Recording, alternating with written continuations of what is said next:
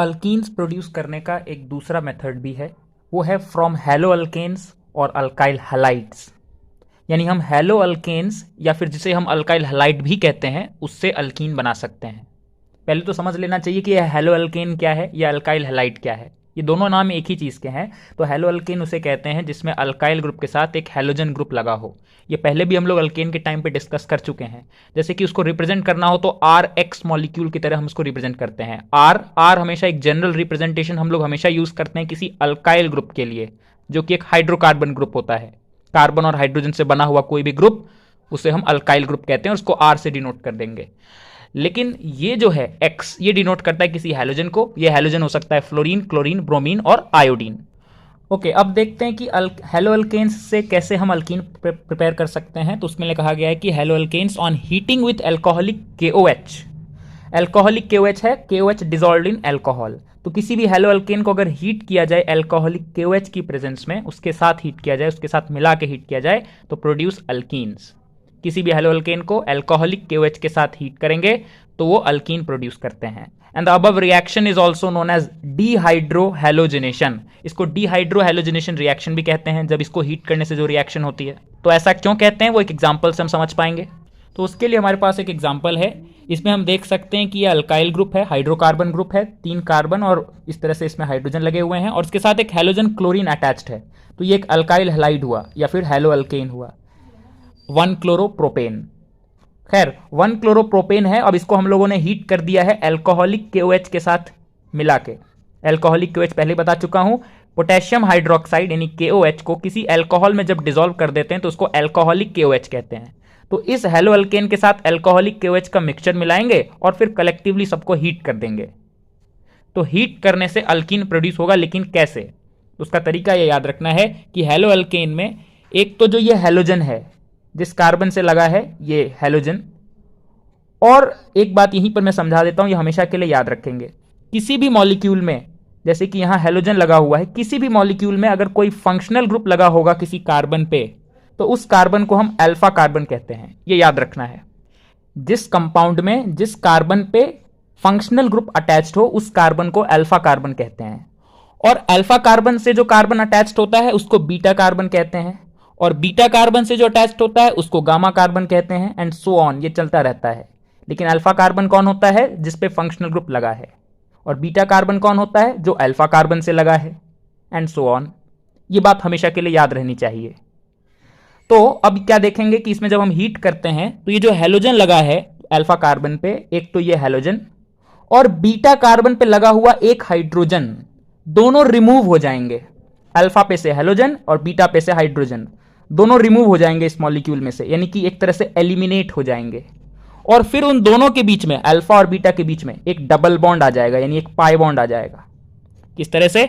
हम देख सकते हैं कि ये क्लोरीन और ये हाइड्रोजन जो है यहां पर एक हाइड्रोजन, इसको हम रिमूव कर दें यहां से। अगर इस तरह से अगर रिमूव करते हैं तो हमको ऐसा प्रोडक्ट मिलता है। यहां हम देख सकते हैं कि अब इस कार्बन पे 2 हाइड्रोजन होने की बजाय सिर्फ एक हाइड्रोजन है, और इस CH2 अल्फा कार्बन तो ये था, इस पे क्लोरीन नहीं है, और उन दोनों के बीच में एक पाई बॉन्ड आ चुका है। तो एक क्लोरीन और एक हाइड्रोजन यहां से जो रिमूव हुआ वो दोनों आपस में कंबाइन हो जाएंगे और HCl as a by product हमें मिलेगा। तो क्या ये रिएक्शन का तरीका हमें याद रहेगा? बिल्कुल याद रहना चाहिए। इसको दोबारा एक बार हम समझ सकते हैं। अच्छा, इस रिएक्शन में हम देख सकते हैं कि एक हाइड्रोजन एटम और एक हैलोजन एटम दोनों का रिमूवल हो गया है सबस्ट्रेट में से, इसीलिए इसको डिहाइड्रोहैलोजिनेशन कहते हैं। हाइड्रोजनेशन यानी हाइड्रोजन का एडिशन, तो डिहाइड्रोजनेशन मतलब हाइड्रोजन का रिमूवल। हैलोजिनेशन मतलब हैलोजन का एडिशन, तो डिहैलोजिनेशन मतलब हैलोजन का रिमूवल। अगर एक हाइड्रोजन और एक हैलोजन दोनों का ही रिमूवल हो तो इसका मतलब वो डिहाइड्रोहाइलोजिनेशन कहलाएगा, डिहाइड्रोहैलोजिनेशन। इसीलिए इसको डिहाइड्रोहैलोजिनेशन भी कहते हैं। और कई बार तो इसको बीटा एलिमिनेशन भी कह दिया जाता है। बीटा एलिमिनेशन क्यों कहते हैं? क्योंकि इसमें जो हाइड्रोजन हट रहा है वो बीटा कार्बन वाला हाइड्रोजन हट रहा है, तो बीटा एलिमिनेशन। ये भी याद रखेंगे, डिहाइड्रोहैलोजिनेशन भी है और बीटा एलिमिनेशन भी है। ठीक है ये बात। अब इसी रिएक्शन से रिलेटेड एक बहुत ही इंपॉर्टेंट बात है, वो भी हमें समझना पड़ेगा। उसके बाद फिर उसको नोट भी करेंगे, लेकिन वो समझने के लिए पहले 2 एग्जाम्पल लेते हैं, उससे क्लियर हो जाएगा। एक हैलो अल्केन हमारे पास ये है और दूसरा हैलो अल्केन ये है। दोनों का हम बीटा एलिमिनेशन करवाना चाहते हैं, यानी अल्कोहलिक KOH के साथ हीट करके अल्कीन बनाना चाहते हैं।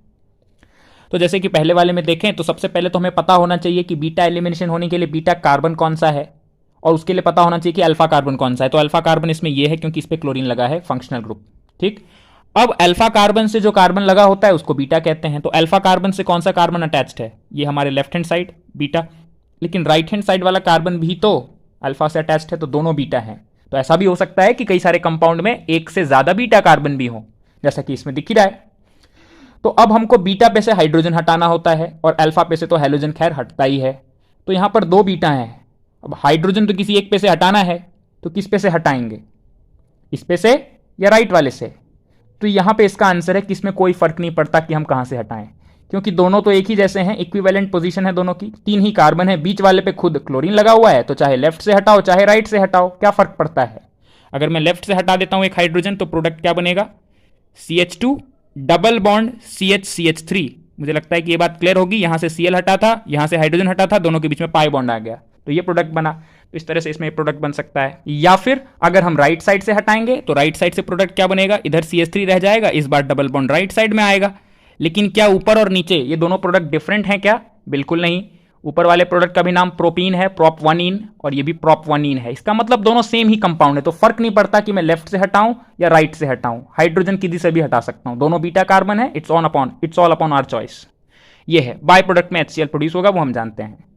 तो यहां तो ये बात हो गई। अब नीचे वाले अल्कीन में देखते हैं, हेलो अल्केन में देखते हैं, क्या यहां पर भी केस वैसा ही है क्या? तो सबसे पहले देख सकते हैं कि इसमें ये अल्फा कार्बन है, इसमें बीटा कार्बन कौन कौन से हैं? तो एक तो लेफ्ट साइड वाला ये बीटा कार्बन है और ये भी बीटा कार्बन होगा।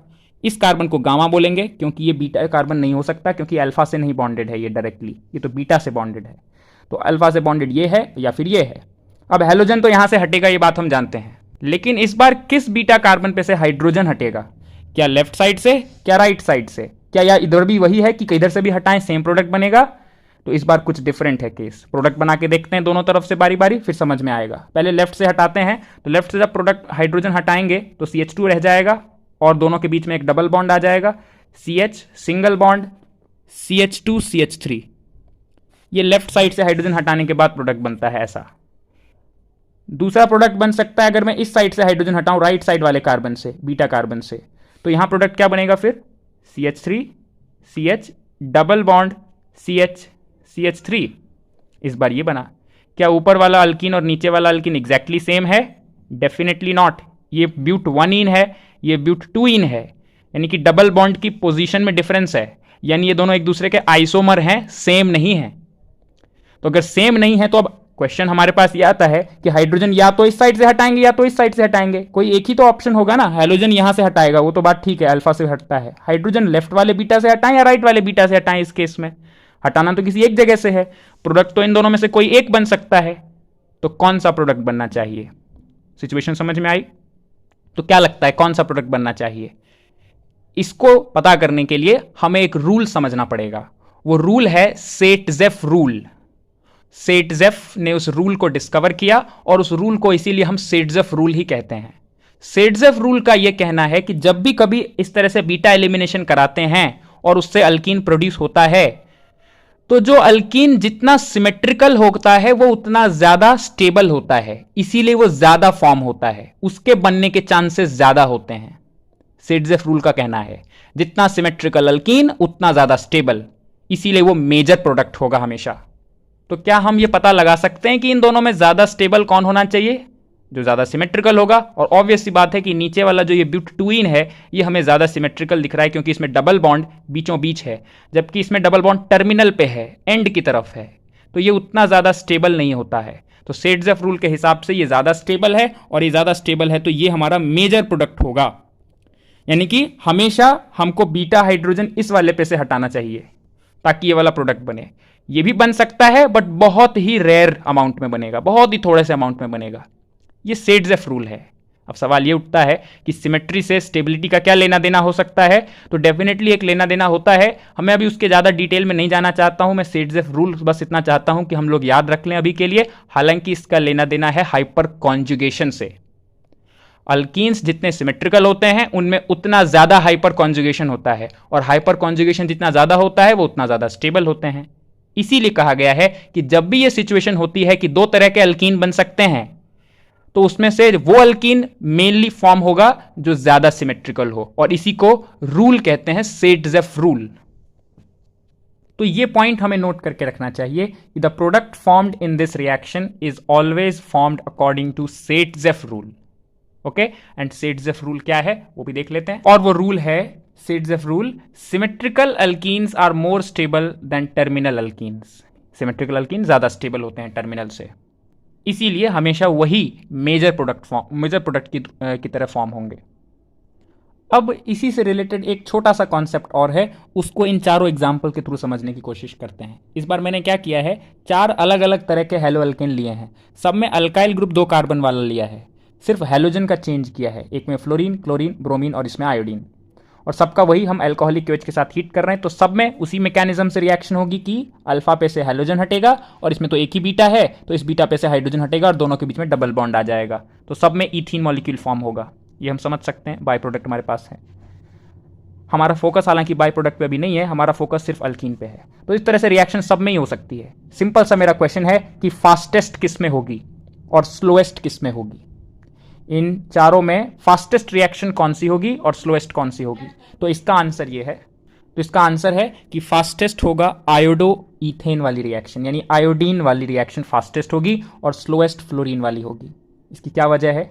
इसकी ये वजह है कि रिएक्शन में होता क्या है, इस रिएक्शन में चाहे कोई भी हैलोजन लगा हो, उस हैलोजन को टूटना होता है, और उसके साथ साथ बीटा हाइड्रोजन भी टूटता है, ये बात तो ठीक है, लेकिन हैलोजन को टूटना होता है। यानी कार्बन और हैलोजन का बॉन्ड जितना वीक होगा उतनी जल्दी टूटेगा, और जितनी जल्दी बॉन्ड टूटेगा उतनी जल्दी रिएक्शन होगी। तो सबसे फास्ट रिएक्शन तो उसी हैलोजन वाले के साथ हो सकती है जिसका बॉन्ड सबसे वीक हो, और सबसे वीक बॉन्ड आयोडीन के साथ बनता है कार्बन का, और सबसे स्ट्रॉन्ग फ्लोरीन के साथ। इसकी क्या रीजन है? इसका रीजन सिंपल सा ये है कि iodine atom is very large in size, काफी साइज में बड़ा होता है आयोडीन एटम, तो कार्बन के साथ अच्छे से ओवरलैप नहीं कर पाता, क्योंकि कार्बन खुद बहुत छोटा एटम होता है। एक छोटे एटम में और एक बड़े एटम के ऑर्बिटल्स में अच्छे से ओवरलैपिंग नहीं हो पाती है, दोनों एक दूसरे के ज्यादा क्लोज नहीं आ पाएंगे, इसीलिए उतनी अच्छे से ओवरलैपिंग नहीं होती। तो हमेशा कार्बन और आयोडीन का बॉन्ड काफी वीक होगा, उससे थोड़ा सा स्ट्रॉन्ग ब्रोमीन वाला होगा, क्योंकि ब्रोमीन आयोडीन से थोड़ा सा स्मॉल होता है, इसीलिए उसमें थोड़ी अच्छे से ओवरलैपिंग हो सकती है। उससे भी स्ट्रॉन्ग क्लोरीन वाला होगा, और सबसे स्ट्रॉन्ग फ्लोरीन वाला होगा, क्योंकि फ्लोरीन तो बहुत ही छोटा होता है, लगभग कार्बन के साइज का होता है, कंपेरेबल, बल्कि कार्बन से भी छोटा। तो ओवरलैपिंग काफी अच्छे से हो जाएगी, और ओवरलैपिंग इतने अच्छे से होगी तो सबसे स्ट्रॉन्ग बॉन्ड फ्लोरीन वाला होगा और सबसे वीक बॉन्ड आयोडीन वाला, इसलिए जल्दी सबसे यही टूटेगा और सबसे फास्ट रिएक्शन यही होगी। तो हम कह सकते हैं कि order of reactivity haloalkanes की क्या है? किसी भी हैलो अल्केन में सबसे फास्ट आयोडो अल्केन रिएक्ट करेगा अल्कोहलिक केओएच के साथ, फिर उसके बाद ब्रोमो अल्केन, फिर क्लोरो, और सबसे स्लो फ्लोरो अल्केन। रीजन हम लोग देख चुके हैं। तो बस यही बात थी। ये था हमारा एक दूसरा मेथड अल्कीन्स बनाने का, डिहाइड्रो हैलोजिनेशन और बीटा एलिमिनेशन। तो इसको याद रखेंगे।